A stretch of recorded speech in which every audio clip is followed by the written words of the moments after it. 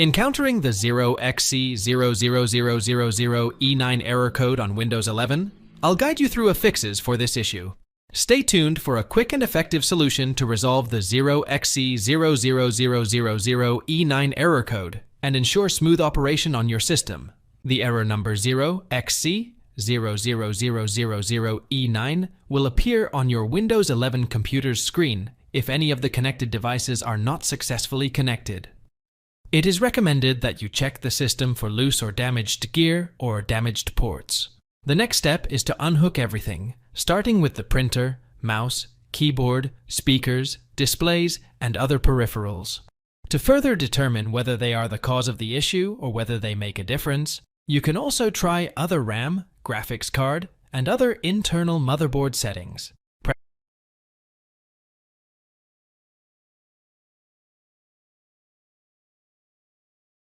Press the Windows plus S key firstly to open the search box and type CMD into it.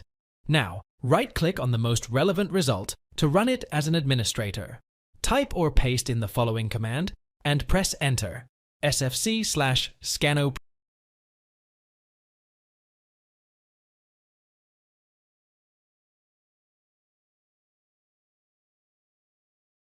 Press the Windows key plus I to open the Settings app and click on Update and Security from the left panel, followed by Advanced Options on the right side. Scroll down until you find the Additional Options section, then click on Optional Updates.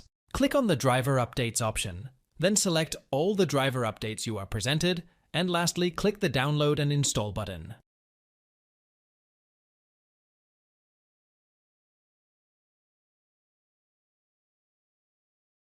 Press the Windows key plus S and type in CMD, then right-click on the most relevant result to run it as administrator. After the command prompt launches, paste in the following command and press Enter. CHKDSK C/F/R/X.